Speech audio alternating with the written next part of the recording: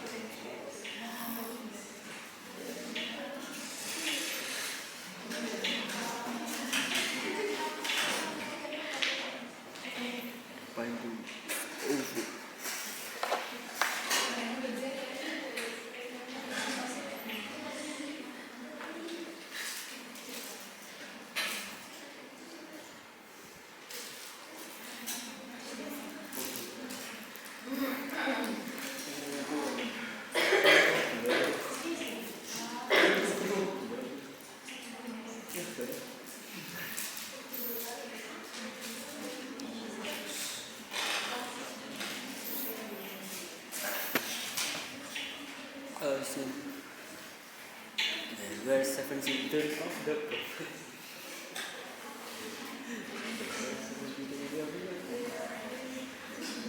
I think it's unforgettable. Ding ding ding ding ding ding ding ding. There were 7 children of the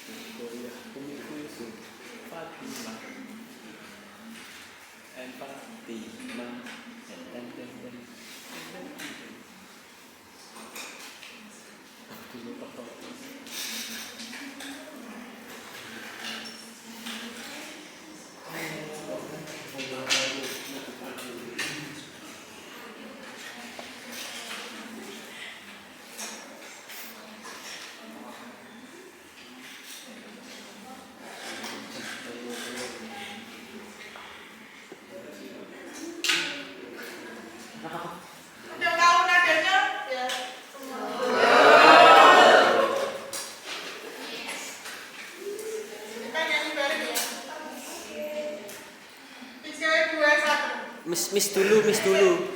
Contohin dulu Miss. Kami kan nggak tahu.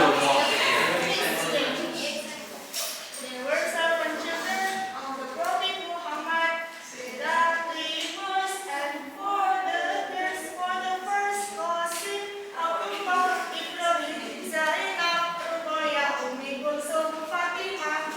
The name of his mother, Siti Aminah. The name of his father, Abdullah. The name of his grandpa, Abdul Muttalib. And the name of his uncle, Abu Talib. Saya. Oke, 3, 2, 1. There were seven children of the Prophet Muhammad. There are 3 boys and 4 daughters. For the first Qasim, Abdullah, Ibrahim, Zainab, Ruqayyah, Ummi Kulsum, Fatimah. The name of his mother, Siti Aminah, and the name of his father, Abdullah. The name of his grandpa, Abdul Muttalib, and the name of his uncle, Abu Talib. the partners will be delivered by Mr. Azhar.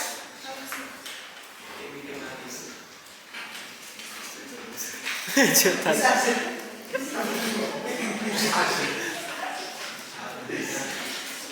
Mister, why you not use your apa? Oke, assalamualaikum warahmatullahi wabarakatuh.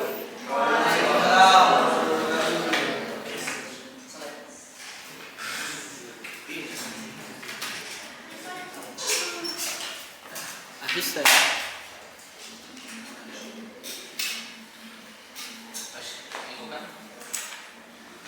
Okay, so next story is Siti Aminah.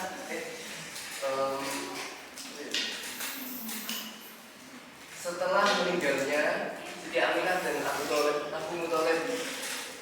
So when Muhammad was 6 years old, Aminah took him on a pilgrimage to the grave of his father Abdullah in Medina. Setelah sekitar 1 bulan di Medina, Aminah itu dia kembali kembali ke rumah bersama rombongannya. Tetapi ketika pada pertengahan perjalanan itu, tepatnya di Abwa, Ibu Aminah sakit dan meninggal dan dikubur di sana. Muhammad heard was so sad, he had both a father and mother. Muhammad returned to Mecca and lived with his grandfather. Who is his grandfather again?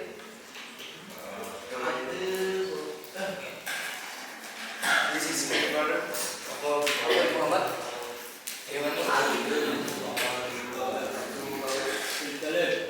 Not long after, his grandfather was called to appear before Allah Subhanahu wa Ta'ala. Jadi kakeknya Nabi Muhammad ini meninggal saat usia 80 tahun. Next.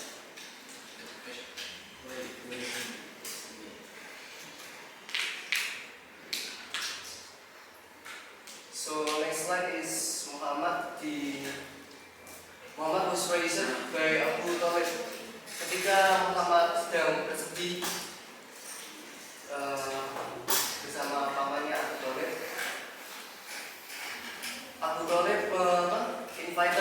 mengundang Muhammad untuk tinggal bersama keluarga Abu Talib pamannya. Abu Talib loved him very much. This was due to Muhammad's noble, intelligent, filial, and kind character. At the age of 12, pada umur 12 tahun, Nabi Muhammad sudah bisa bekerja sebagai herding sheep or even occasionally engaging atau bisnis sebagai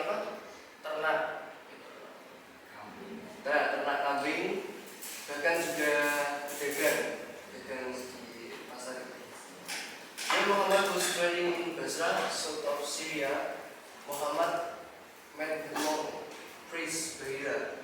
Muhammad bertemu apa? Kayak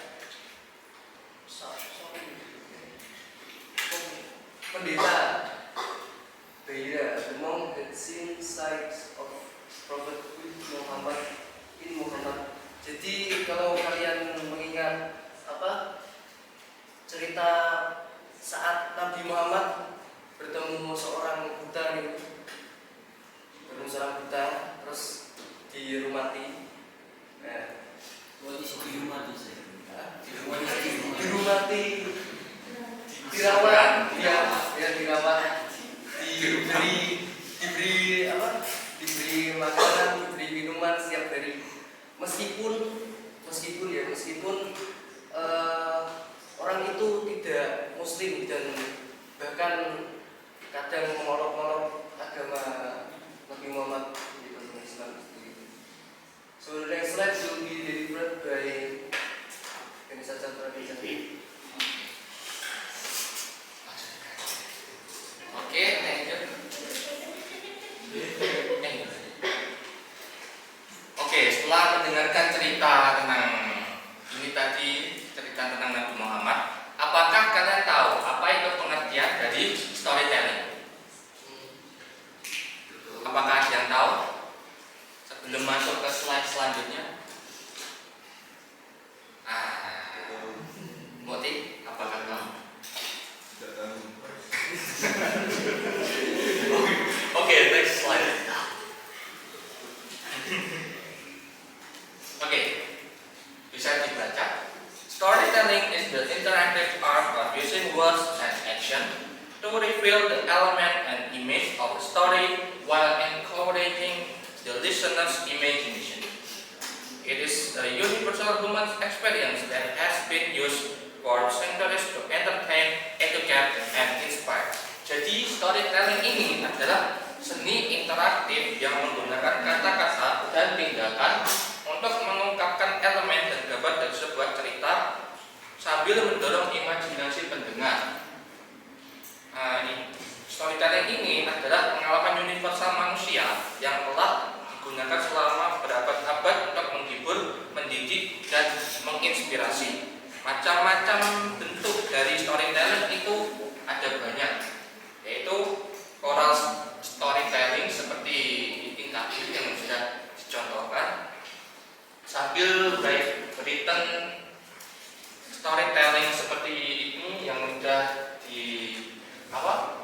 dituliskan di PPT sambil di oral storytelling, dan visual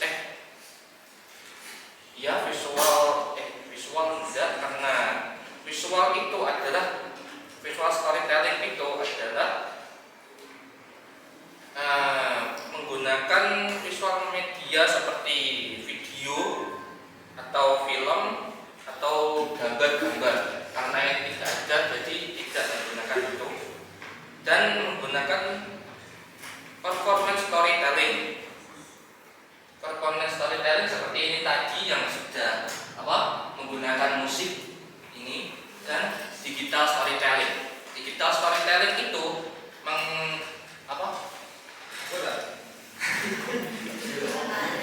menceritakan cerita dengan menggunakan semacam aplikasi digital seperti ini, menggunakan PPT. Gitu. General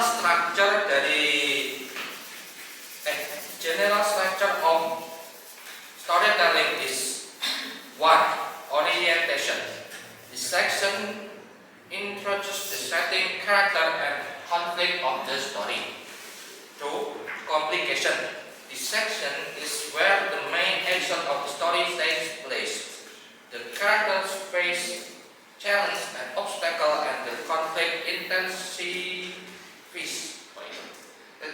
The third is resolution. The section is where the conflict is resolved and the story comes to the end. Jadi di bagian ini itu struktur umum atau general structure itu ada 3. Pertama, orientasi. Orientasi itu bagian yang memperkenalkan latar, karakter, dan konflik awal dari suatu cerita. Kedua itu adalah komunikasi. The Bagian ini adalah tempat aksi utama cerita berlangsung. Pada karakter menghadapi rintangan dan tantangan dan konflik semakin memuncak. Ketiga yaitu resolusi.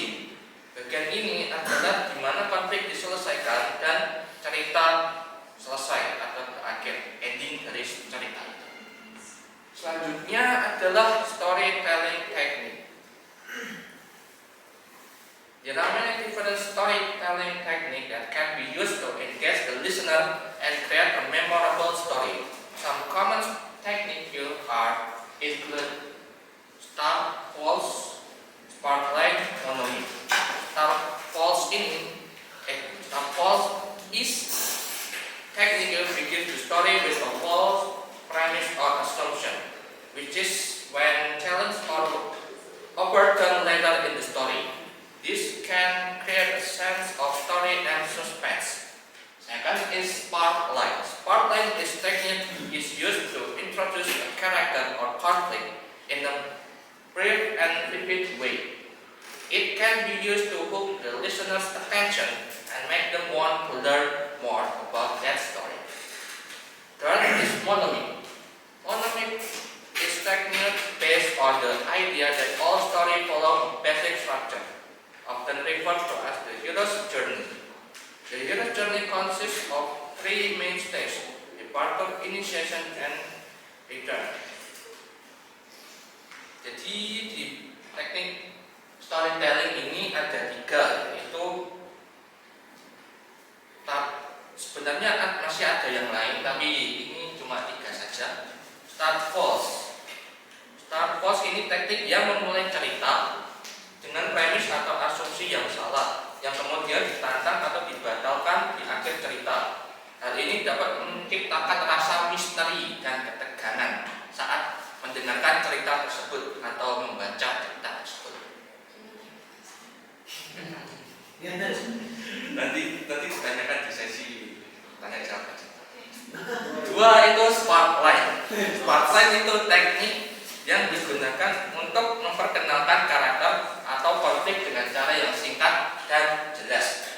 Hal ini dapat digunakan untuk menarik perhatian pendengar dan membuat ingin mengetahui cerita tersebut lebih lanjut. Jadi tidak monoton. Ketiga, monolog. Teknik ini didasarkan pada